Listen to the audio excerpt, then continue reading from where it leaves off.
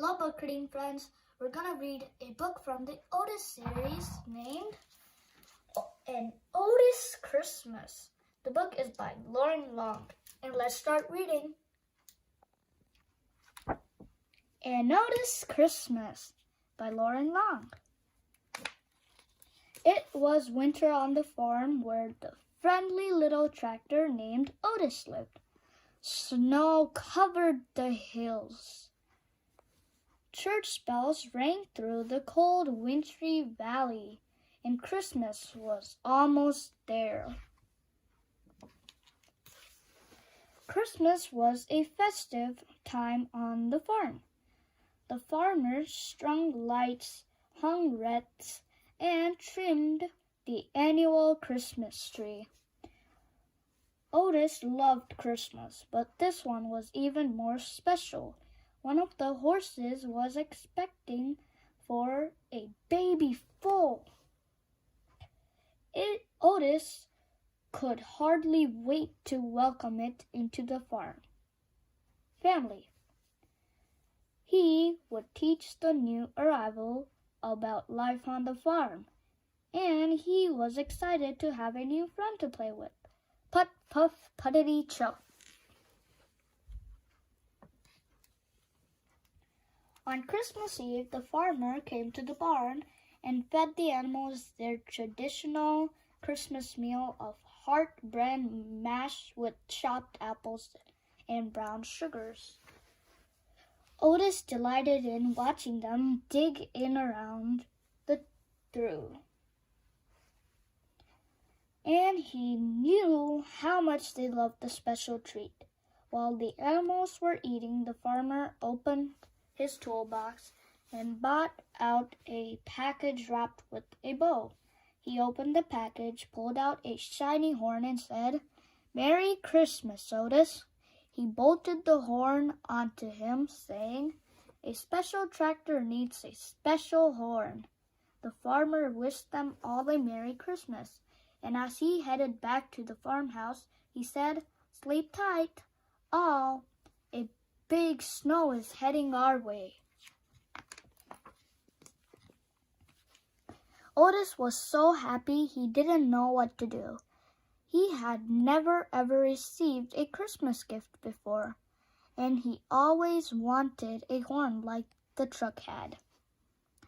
As Otis settled into his stall for a good night's sleep, the snow started falling, and he thought this was sure to be the best Christmas ever. Put, puff, puttity, zzz. But suddenly Otis woke up to the sound of troubled voices. It was the farmer in the horse's stall. The horse was pacing back and forth, breathing heavily and swinging her head up and down. Something was wrong. She stopped, pawed at the ground, dropped to the floor, rolled over her back, and then to her side. Something was very wrong. Then Otis heard the farmer say something that sent chill through the spring. "We need Doc Baker out here tonight, or we'll lose them both." The farmer sent one of his helpers to get Doc Baker. As the barn door opened, they saw nothing but white. They were amazed at how much snow had fallen. The truck lunged forward, fishtailed his way and promptly slid down the hill, plunging into a snowdrift. Otis watched as the farmhand spun the tires deeper and deeper into the snow. The truck was clearly going nowhere. But what about Doc? And what about the sick horse? Otis heard the farmer's words again in his head. "We need Doc Baker out here, or we'll lose them both tonight." Otis knew where Doc lived. He had been there once delivering some supplies with the farmer, and he knew a shortcut through the woods.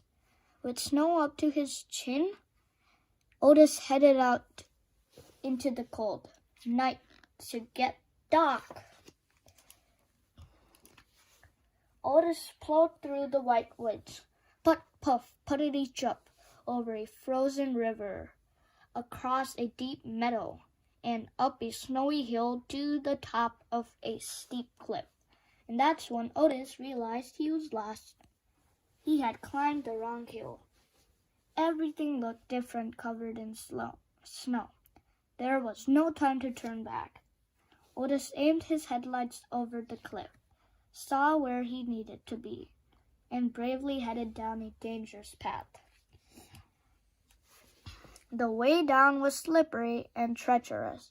It took all of Otis's courage to keep going. Yet before he knew it, he had reached the bottom and could see the edge of the hollow where Doc Baker lived.